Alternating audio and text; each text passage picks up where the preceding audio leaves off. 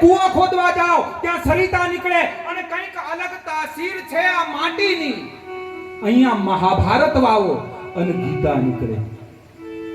કાકા બાપાના છોકરાના કજિયાનું વાવેતર થાય તો એમાંથી ગીતા જેવું જ્ઞાન નીકળે. આ એ દેશ છે. किसी को घर मिला हिस्से में या कोई दुका आई, मैं घर में सबसे छोटा था, मेरे हिस्से में मां आई. અને એનાથી આગળ મનોહર રાણા એક શેરમાં એવું કહે છે કે એ અંધેરે દેખ લે मुंह तेरा काला हो गया. ए अंधेरे देख ले कि मुंह तेरा काला हो गया. माँ ने आंखें खोल दी और घर में उजाला हो गया. माँ ने आंखें खोल दी और घर में उजाला. એની આંખ ખુલે અને અજવાળું થાય. એક નાનકડો પ્રસંગ મને અહીંયા યાદ આવે. આ માં અને દીકરાનો પ્રેમ કેવો હોય સાહેબ. ગામડું ગામ અને ગામડા ગામની અંદર એક એમ કહેવાય કે 10-12 વર્ષનો દીકરો જે છે એ પોતાના ઘરની બહાર પોતાની ઓસરીમાં સૂતો છે. અને એક તમને અહીંયા હું નાનકડી વિનંતી કરું કે આ જે ભજન છે કે આ જે સાહિત્ય છે કે આ અમારી જે કોઈ પણ વાતો છે, અમે જે વાતો કરતા હોય, કલાકાર કોઈ ગાતા હોય તો એમાં થોડું તર્ક ઓછું કરી નાખજો. કારણ કે આપણે આમ તર્ક કરીએ તો માહોલ પેલો એ થઈ જાય. એટલે આમ થોડોક વિશ્વાસ રાખવાનો. કલાકાર જે બોલશે એ બધું સાચું જ બોલશે. તમે કહેતા હતા કે જે બોલશે એ બધું સાચું જ બોલશે. અને અમુક એક વસ્તુ તમને કહું કે અમુક જે અમે બોલીએ એ વસ્તુઓ આમ હકીકતમાં થોડી સારી જ હોય છે. એટલે એની માટે તમે દાદ આપો તો બરોબર છે. પણ અમુક વસ્તુ અમારી એવી હોય કે જે કદાચ તમને ન સમજાય તો એમાં તમે એવું માનજો કે આ કદાચ વધારે સારી હશે, આ કદાચ એના કરતા વધારે સારી. ઇસ્લામની અંદર એક પુસ્તક છે અને દરેક ગુરુ પોતાના શિષ્યને એ પુસ્તક આપે છે. અને દરેક ગુરુ પોતાના શિષ્યને એ કહે છે કે તું બીજું બધું જ વાંચે, કુરાન વાંચે, બીજી જેટલી પણ ઇસ્લામની કિતાબો છે તારે વાંચવી હોય તો વાંચજે, પણ દિવસમાં એક વખત તું આ પુસ્તકને અચૂક વાંચજે. અને એ પુસ્તકના વિષયમાં આશ્ચર્યજનક બાબત એ છે, એ પુસ્તકના વિષયમાં મહત્વની બાબત એ છે કે એ જે પુસ્તક છે ને એ પહેલાથી માંડી અને છેલ્લા પાના સુધી કોરું ધાકોર છે. એમાં એક પણ શબ્દ નથી, એમાં એક પણ અક્ષર નથી. એનો કહેવાનો અર્થ ખાલી એટલો છે, ખાલી થઈ જાઓ. તમે ખાલી થઈ જાઓ, તમે ભરાઈ જાઓ. હા, જે અહીંયા ખાલી થઈ જાય. मिटा दे अपनी हस्ती को कि घर कुछ मर्तबा चाहे, मिटा दे अपनी हस्ती को घर कुछ मर्तबा चाहे, दाना खाक में मिलके गुले गुलजार होता है. એક બીજને ઉગવું હોય ને તો એની માટે એને ખાકમાં મળી જવું પડે, એને ધૂળ થઈ જવું પડે. આ વિષય એવો છે. એટલે માં વિશે હું જે વાત કરતો હતો. અને હું એક બીજી વસ્તુ એ કહી દઉં કે વાતો અમારી કદાચ સાચી હોઈ શકે, વાતો અમારી કદાચ ખોટી હોઈ શકે. અને અમુક વસ્તુ શું દ્રષ્ટાંત હોય. માની લો કે આ જે સસલા અને કાચબા વાળું જે દ્રષ્ટાંત છે, હવે એ બન્યું ના હોય. એક ગુરુને એક વખત એક શિષ્ય ગુરુની પાસે ગયો અને ગુરુની પાસે જઈ અને પેલા ચેલાએ કીધું કે ગુરુજી આ તમે મને ઉપદેશમાં આ વાત કહી, પણ આ વાત ક્યાંય ઇતિહાસમાં કોઈ શાસ્ત્રમાં કે કોઈ જગ્યાએ આ વાતનો ઉલ્લેખ નથી. તમે આવી રીતે ડાયરેક્ટ કહી દીધી આનો કોઈ ઉલ્લેખ નથી. એટલે પેલા ગુરુએ એમ કીધું કે ઉલ્લેખ ના હોય તો કરી લેજે, લખાયેલી ના હોય તો લખી નાખ. શાસ્ત્ર આપણે લખવાના છે ને, ના લખાઈ હોય તો લખી નાખ. સંત હોય, અધિકારી પુરુષ હોય ને એનો પાવર હોય સાહેબો. વેદ થકે બ્રહ્મા થકે અને થકે શારદા શેષ, गीता जी को गम नहीं वहां सदगुरु को उपदेश. એ ગુરુ પેલો કહે છે પણ ના બની હોય તો કઈ રીતે લખી નાખું? તો એ ગુરુએ કીધું કે નહોતી બની તો બનવી જોઈતી હતી. ના કેમ બની? એ ના બની તો એ બનવી જોઈતી હતી. એ નથી થયું તો એ થવું જોઈતું હતું. તમારે લખવું જોઈએ. અને આ દેશના જે શાસ્ત્રો છે, આ દેશના શાસ્ત્રો કોઈ ઇતિહાસ નથી. આ દેશના જે શાસ્ત્રો છે ને એમાં કોઈ ઇતિહાસ નથી. એ પુરાણ છે. અને પુરાણ અને ઇતિહાસનો ફરક એ હોય, ઇતિહાસ દાવો કરે છે કે આવું જ બન્યું, પુરાણ દાવો નથી કરતો કે આવું જ બન્યું.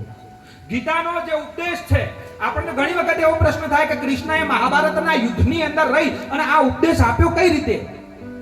યુદ્ધ ચાલતું હોય, સામસામા બે સેનાપતિઓ આવી અને ઊભા થઈ ગયા હોય, શિખરણી અને પૌંડ્ર નામના શંખનો શંખનાદ થયો હોય, અને એ સમયે કૃષ્ણ જ્ઞાન આપે. આ બની કઈ રીતે શકે?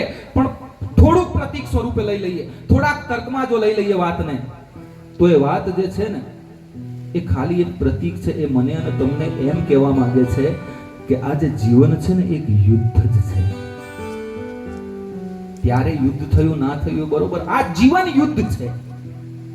અને આ જીવન રૂપી યુદ્ધની અંદર કોઈ કૃષ્ણ બનીને આવે, કોઈ સદગુરુ બનીને આવે, એની જરૂર છે. મૂળ વાત એ છે. પણ મા નામના પાત્રની હું વાત કરતો હતો કે રાત્રિના 2 વાગ્યાનો સમય થાય. દીકરો જે છે પેલી માનો 10-12 વર્ષનો દીકરો પોતાની ઓસરીની અંદર સૂતો છે. ઓસરી ની અંદર જે એક રૂમ છે, એ રૂમની અંદર એક ઓરડાની અંદર એની માં સૂતી છે. એની માં પાસે એનો 2-3 વર્ષનો એક ભાઈ સૂતો છે. એનો 2-3 વર્ષનો નાનો ભાઈ છે, એ સૂતો છે. અને બરોબર સમય બનવાકાળ એવું બને કે બરોબર રાતના 2 વાગ્યાના ટકોરા પડે, અને રાતના એ 2 વાગ્યાના સમયે પેલો જે દીકરો પોતાના ઘરની બહાર ઓસરીમાં બેઠો છે, એની સામે એક બહુ ભયંકર રાક્ષસ જેવો લાગતો એક માણસ આવી અને ઊભો રહી જાય. બરોબર 2 વાગે દીકરાની આંખ ખુલે. આંખ ખોલી અને દીકરો જુએ છે તો એક ભયંકર માણસ, એક રાક્ષસ જેવો માણસ, એક વિકરાળ માણસ પોતાની નજર સમક્ષ ઊભો છે. એમ કહેવાય કે જે પેલું હવા આવે અને પાંદડું ફળવા માંડે ને, એમ એ દીકરો ફફડવા માંડે, કાંપવા લાગે, થરુજવા લાગે. રાત્રિના 2 વાગ્યાનો સમય છે, 12 વર્ષની ઉંમર છે. એક ભયંકર માણસ આવી અને ઊભો છે. દીકરો કાંપવા લાગે, દીકરો ડરવા લાગે. એટલે પેલો જે માણસ છે દીકરાને કહે છે કે બેટા તું ડરીશ નહીં, હું કોઈ રાક્ષસ નથી, હું કોઈ ભૂત પ્રેત પણ નથી, તારે ડરવાની જરૂર નથી. એ 10 વર્ષનો દીકરો એ પેલા ભયંકર માણસને પૂછે છે, તો પછી તમે છો કોણ? તમે રાક્ષસ નથી, તમે ભૂત નથી, તો તમે કોણ છો? અને ત્યારે એ ભયંકર માણસ દીકરાને કહે છે કે બેટા હું યમરાજ છું. યમરાજ છો કે હા? પણ યમરાજ તો કોઈકનો જીવ લેવા માટે આવે, યમરાજ તો કોઈકને મારવા માટે આવે. યમરાજ આપણા ઘરે આવે એનું કારણ શું?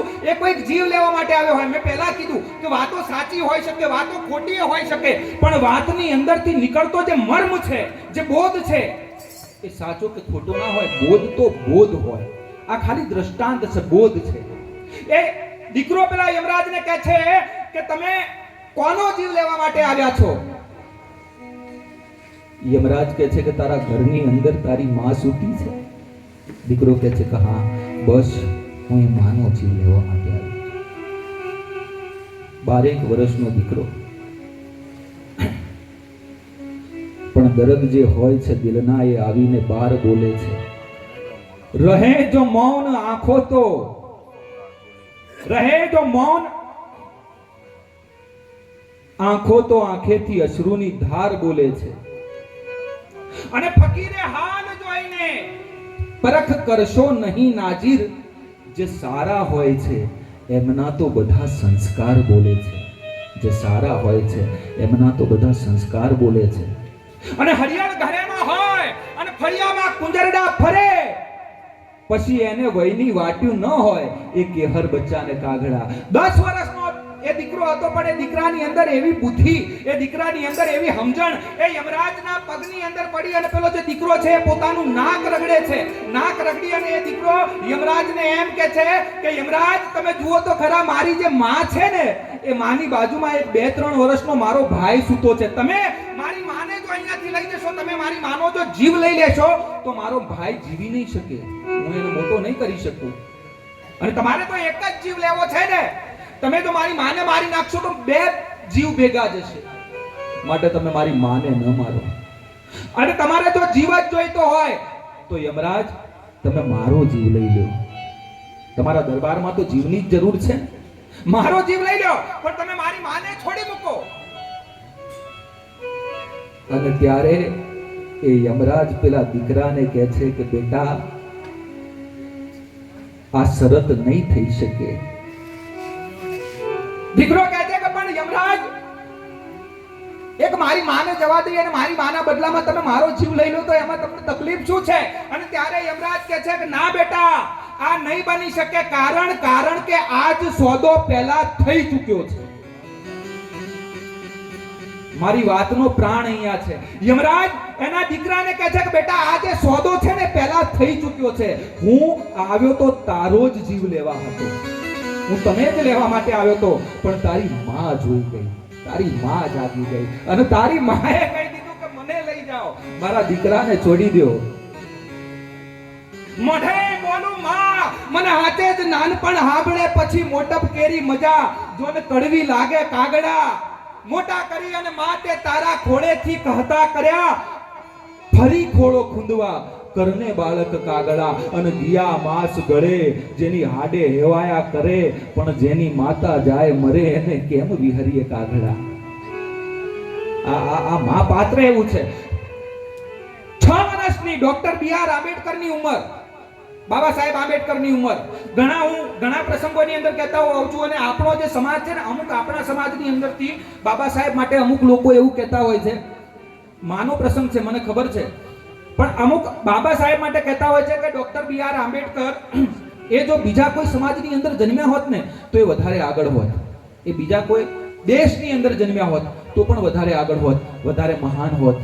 પણ હું એમને એવું કહું છું, મને એવું લાગે છે કે આનાથી શરમજનક ટિપ્પણી, આનાથી શરમજનક કોમેન્ટ બાબા સાહેબ માટે બીજી કોઈ હોય ના શકે. કારણ કે આપણે શું કહી રહ્યા છીએ? બાબા સાહેબના સમાજને આપણે નાનો સમજીએ છીએ. અને હું એવું કહું છું કે ડોક્ટર બી.આર. આંબેડકર એ જન્મી શકે તો આ જ સમાજની અંદર જન્મી શકે. કારણ કે ધરાવીને ધાન ના નીપજે અને કુળવીને માંડું ના હોય, એડાગર આંબેડકર નીપજે જેની માં ભીમા હોય. એ તો જ્યાં ભીમા જેવી માં હોય, કોઈ રામજી સુબેદાર જેવો બાપ હોય અને આ સમાજના ડીએનએ જેવો ડીએનએ હોય ને ત્યાં આંબેડકર જન્મે સાહેબ, ત્યાં તો આંબેડકર ના જન્મે. એ ડોક્ટર બી.આર. આંબેડકર અને એમ કહેવાય કે એની 6 વર્ષની ઉંમર થાય અને 6 વર્ષની ઉંમરે એને સ્કૂલની અંદર આ માના પ્રસંગની વાત છે. અને હું મારા બાબા સાહેબની માં માટે વાત કરવી છે. 6 વર્ષની ઉંમરે માં જ્યારે એમને તૈયાર કરી અને શાળાએ ભણવા માટે મોકલતી હોય, આજે આપણે વિચાર કરી શકીએ, આજે આપણો દીકરો કદાચ સ્કૂલમાં જતો હોય, એને કોઈ મારે, એનું કોઈ અપમાન કરે, એને કોઈ ખીજાવે, આપણે સહન ના કરી શકીએ. કોઈ પણ માં હોય, કોઈ પણ બાપ હોય, એ સહન ના કરી શકે એના દીકરાનું અપમાન થાય તો. અને એ વખતે એમ કહેવાય કે ડોક્ટર બી.આર. આંબેડકર 14મું સંતાન, 14 ભાઈઓ અને બહેનોનો એ મોટો પરિવાર. અને એમની પેઢીઓની અંદર, આંબેડકરની પેઢીઓની અંદર ખાલી એક ડોક્ટર બી.આર. આંબેડકર એકલા જ એવા વ્યક્તિ હતા કે જે 5 ધોરણ કરતા વધારે ભણ્યા હોય, બીજું કોઈ ભણેલું નહોતું. સમય બહુ વિકટ હતો, પરિસ્થિતિ બહુ ખરાબ હતી અને ઘરને ખબર હતી કે આ દીકરો જે છે એ ભણવા માટે જાય છે તો એનું અપમાન થશે, આ દીકરાને લોકો ખીજાવશે, અમારા દીકરાને લોકો તકલીફ આપશે, ખબર હતી. અને ત્યારે માં ભીમાબાઈ ડોક્ટર બી.આર. આંબેડકરને કહે છે, બેટા તને પહેલા દિવસે હું જ્યારે શાળામાં મોકલી રહી છું તો દીકરા મારી વાત એક યાદ રાખ કે દીકરા જ્યારે તું શાળાની અંદર જઈશ ને તારી સાથે ખરાબ વર્તન કરવામાં આવશે, તારું અપમાન કરવામાં આવશે, દીકરા તને ખીજાવવામાં આવશે, તારી સાથે લડવામાં આવશે, પણ બેટા તું લડતો નહીં. હો ભીમા, તું લડતો નહીં. તું લડી અને પાછો આવીશ ને તું આ સમાજ માટે કંઈ નહીં કરી શકે. તું લડતો નહીં, તું એ અપમાનના જે ગુંટડાઓ છે એને ગુંટડાઓને પી જજે અને તું કંઈક એવું ભણજે કે તું મોટો થઈ અને આ સમાજનો ઉદ્ધાર કરી શકે. આ શિખામણ આપી શકે તો માં આપી શકે સાહેબ.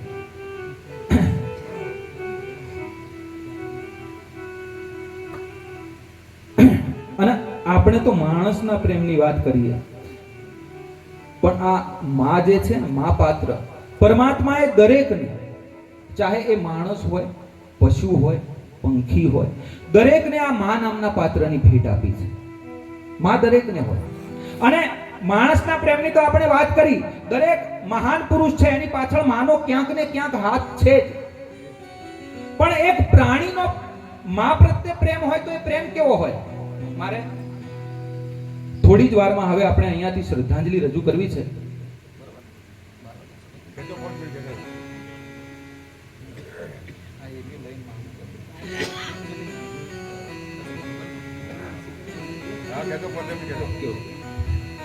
આ એક નાનકડું દ્રષ્ટાંત તમને કહું કે એક પ્રાણીનો પણ મા માટેનો પ્રેમ કેવો હોય, અને એના પછી આપણે શ્રદ્ધાંજલિ કરીશું પૂજ્ય રેવીબાની, અને પછી મૌન પણ પાડીશું આપણે.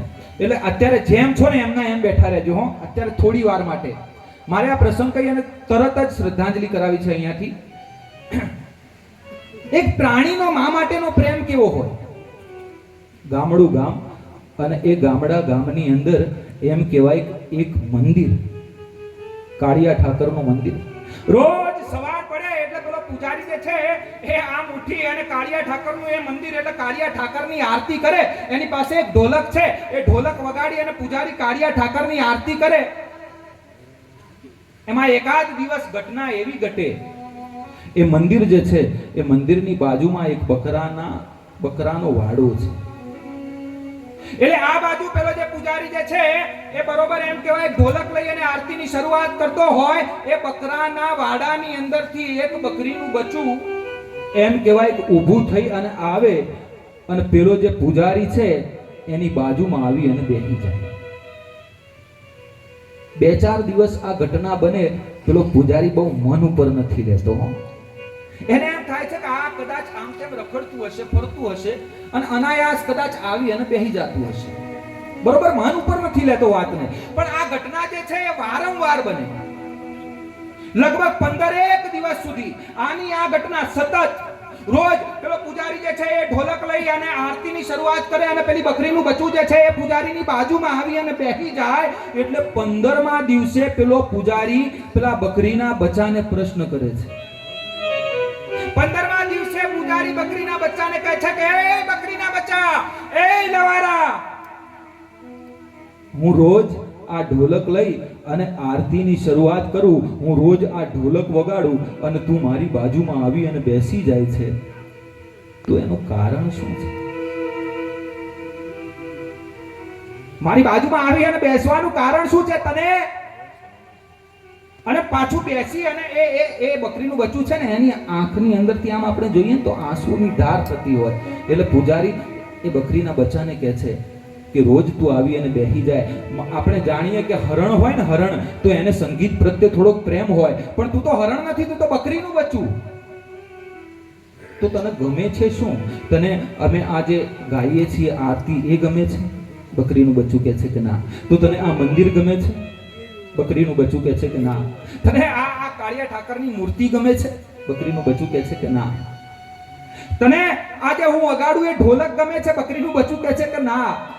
તો પછી તને ગમે છે શું? અને ત્યારે એ નાનકડું બકરીનું જે બચ્ચું છે એ પેલા પૂજારીને જવાબ આપે છે કે પૂજારી, આ મંદિર કોનું છે એનો મને કોઈ ખ્યાલ નથી. આ મંદિરની અંદર મૂર્તિ કોની છે એનો પણ મને કોઈ ખ્યાલ નથી. આ તું જે ગાય છે આરતી, એની અંદર પણ મને કોઈ રસ નથી. તું જે વગાડે છે અને ઢોલક કહેવાય કે શું કહેવાય એ વાતનોય મને કોઈ ખ્યાલ નથી. પણ જ્યારે તું ઢોલક લઈ અને આરતીની શરૂઆત કરે છે અને હું તારી બાજુમાં આવી અને બેસી જાઉં છું, એનું કારણ ફક્ત ને ફક્ત એટલું કે તારા આ ઢોલકની આજુબાજુમાં જે બે પડી છે ચામડાની, બે પડી છે, એમાંથી જમણી નહીં પણ ડાબી સાઈડની જે પડી છે ને એ મારી માના ચામડાની પડી છે. અને તું જ્યારે એની ઉપર થપાટ મારે ત્યારે મારી માનો અવાજ મને એની અંદર સંભળાય છે. મારી માનો હાથ મને મારી માં બોલાવતી હોય એવું લાગે છે. અને એટલા માટે હું તારી બાજુમાં આવી અને બેસી જાઉં છું. કહેવાનો અર્થ કે માથી કોઈ મોટું નહીં, પછી જળધર કે જગદીશ. અરે માથી કોઈ મોટું નહીં, પછી જળધર કે જગદીશ. મોટા મોટા નમાવે શીશ, ઈ તો અંબા આગળ આલિયા. અને એક બીજી વસ્તુ, હું આ એક નાનકડી વાત દરેક જગ્યાએ કરતો હોઉં છું. આપણે બધા ભગવાનની અંદર ઘણા માનતાય હોય, ઘણા ભગવાનની અંદર આપણને શ્રદ્ધાય હોય, પણ હું એક નાનકડી એક વાત એટલી ચોક્કસ કરીશ કે કાલે કદાચ તમે ચોટીલાના ડુંગર ઉપર ચડી અને માં ચામુંડના દર્શન કરી લેશો. કાલે કદાચ આરાસુરનો ડુંગર ચડી માં અંબાના જગદંબાના દર્શન પણ કરી લેશો. 1800 પગથિયા ચડી અને પાવાગઢ વાડીમાં કાળકાના દર્શન પણ તમે કરી લેશો. પણ એટલું યાદ રાખજો કે ઘરમાં બેઠેલી જે તમારી ઉમરાવાળી છે, ઘરમાં બેઠેલી એ તમારી ઉમરાવાળી જો રાજી નહીં હોય ને તો જગતની કોઈ ડુંગરાવાળી ક્યારેય રાજી નહીં થાય. કારણ કે ઘરમાં જ કાશી, ઘરમાં જ મથુરા અને ઘરમાં જ ગોકુળિયું ગામ. મારે નથી જાવું તીર્થધામ. એ માટે, એ માં માટે હવે અમારે અહીંયા